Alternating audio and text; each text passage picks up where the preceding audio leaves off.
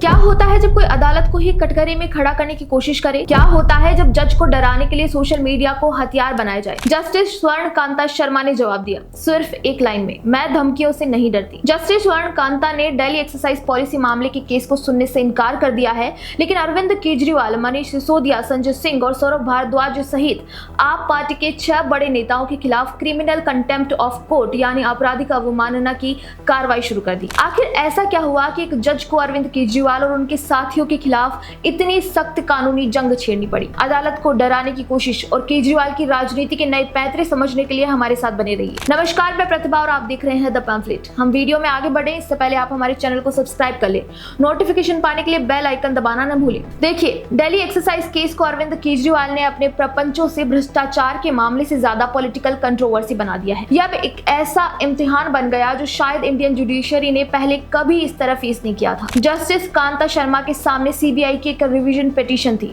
उसी Delhi exercise case से जुड़ी, जिसमें अरविंद केजरीवाल, मनीष सिसोदिया और दुर्गेश पाठक को ट्रायल कोर्ट पहले ही डिस्चार्ज कर चुका था। सीबीआई उस डिस्चार्ज ऑर्डर को चैलेंज करने हाई कोर्ट आई थी और वो पिटीशन जस्टिस शर्मा के पास लिस्टेड थी। जस्टिस शर्मा ने घोषणा की कि ये रिवीजन पिटीशन वो खुद नहीं सुनेंगी और इसे चीफ जस्टिस के पास रेफर कर दिया।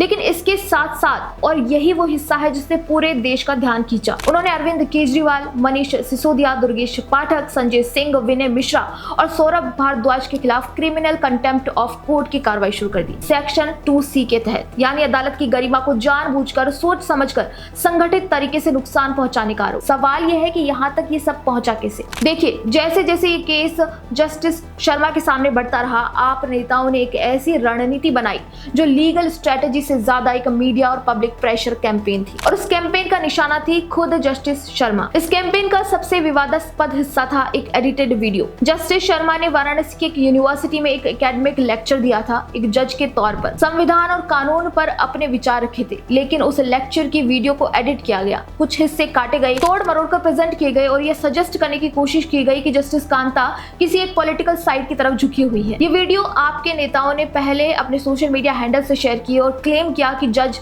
बायस्ड है। इसके साथ साथ पब्लिक स्टेटमेंट्स आने लगे। आप नेताओं ने ओपनली कहा कि इस केस में फेयर ट्रायल संभव नहीं है और जस्टिस कांता को रिक्यूज करना चाहिए। ये डिमांड फॉर्मल तरीके से भी रखी गई और जस्टिस कांता ने इसे रिजेक्ट कर दिया। लेकिन शायद इस पूरे कैंपेन का सबसे ड्रामेटिक मोमेंट था वो पत्र जो अरविंद केजरीवाल ने जस्टिस कांता को लिखा और जिस पर उन्होंने एक वीडियो भी रिलीज की। इस पत्र में उन्होंने कहा कि उन्हें इस अदालत से न्याय मिलने की उम्मीद नहीं है, वो प्रोसीडिंग्स में हिस्सा नहीं लेंगे और ये भी कहा कि वो महात्मा गांधी की तरह सत्याग्रह का रास्ता अपनाएंगे। सत्याग्रह, केजरीवाल ने यही शब्द चूज किया अपने देश की अपनी ही चुनी हुई सरकार द्वारा स्थापित संविधान के तहत काम करने वाली एक अदालत के खिलाफ। यह पत्र सिर्फ एक पर्सनल कम्युनिकेशन नहीं था, ये नैरेटिव बन गया और जस्टिस शर्मा के नजरिए से ये एक ऑर्गेनाइज्ड एफर्ट था जो कोर्ट की लेजिटिमेसी को पब्लिकली अंडरमाइन करने की कोशिश कर रहा था, बिना किसी लीगल बेसिस के। जाहिर है कि वो केस से बचना चाह रहे थे, पर आरोप कोर्ट की जज पर लगाया गया। और फिर आया 14 मई 2026। जस्टिस शर्मा ने अपना ऑर्डर लिखा। उन्होंने कहा कि जुडिशरी पर ऑर्गेनाइज पब्लिक प्रेशर नहीं डाला जा सकता। उन्होंने कहा कि अगर वो चुप रहती तो एक गलत मिसाल बनती। ये मैसेज आता कि अगर किसी जज के खिलाफ काफी बड़ा सोशल मीडिया कैंपेन चलाया जाए तो जज झुक जाएंगे, सिस्टम को मैनिपुलेट किया जा सकता है। उन्होंने कहा कि केजरीवाल ने बिना किसी सबूत के उन पर आरोप लगाए और ये फेयर क्रिटिसिज्म नहीं, ये कंटेम्प्ट है, क्योंकि इसका मकसद सिर्फ एक जज को पर्सनली हर्ट करना नहीं था, इसका मकसद था पूरी जुडिशियल इंस्टीट्यूशन की क्रेडिबिलिटी को जनता की नजरों में कमजोर करना। अब आते हैं उस सवाल पर जो शायद आप सबके मन में है कि कंटेम्प्ट ऑफ कोर्ट की कार्रवाई तो हो गई, पर अब क्या होगा? देखिए, लीगल प्रोसीडिंग्स तो चलती रहेंगी, लेकिन उससे भी ज्यादा इंटरेस्टिंग यह है कि अरविंद केजरीवाल अब इस सिचुएशन को पॉलिटिकली कैसे हैंडल करेंगे। और अगर आप उनकी पिछली प्लेबुक को देखें तो जवाब बहुत क्लियर है। जब भी केजरीवाल पर कोई लीगल एक्शन हुआ है, गिरफ्तारी हो, ईडी का समन्स हो, कोर्ट का कोई अनफेवरेबल ऑर्डर हो, उनका और आपका रिस्पॉन्स हमेशा एक ही पैटर्न फॉलो करता है। पहले ये डिक्लेयर करो कि यह राजनीतिक प्रतिशोध है और फिर खुद को एक शहीद की तरह प्रेजेंट करो और फिर सपोर्टर्स को मोबिलाइज करो। कंटेम्प्ट ऑफ कोर्ट की कार्रवाई इसी नैरेटिव के लिए ऑनेस्टली केजरीवाल के लिए एक गिफ्ट की तरह है, क्योंकि अब वो कह सकते हैं कि देखो, हमने जज पर सवाल उठाए, सच बोला और अब हम पर कंटेम्प्ट लगाई जा रही है।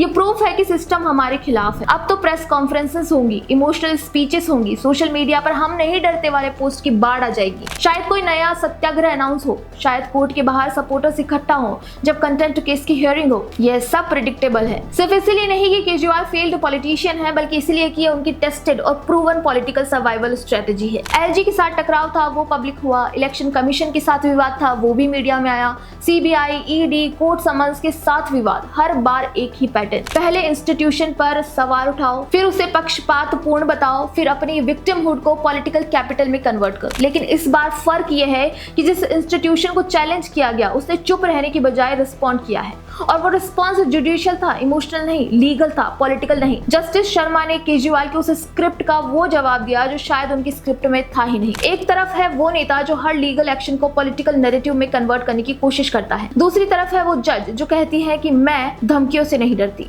ये सिर्फ एक केस नहीं रहा है, ये एक टेस्ट है इस देश की जुडिशियरी का, इस देश के इंस्टीट्यूशंस का, और अल्टीमेटली इस देश के उन नागरिकों का जो डिसाइड करेंगे कि वो किस नैरेटिव को सच मानते हैं। आपके इस बारे में क्या विचार है हमें कमेंट करके जरूर बताइए। वीडियो पसंद आए तो लाइक, शेयर एंड सब्सक्राइब करना ना भूलिए। इसके साथ ही हमारे और भी चैनल है, वहां भी हमें फॉलो जरूर करिए।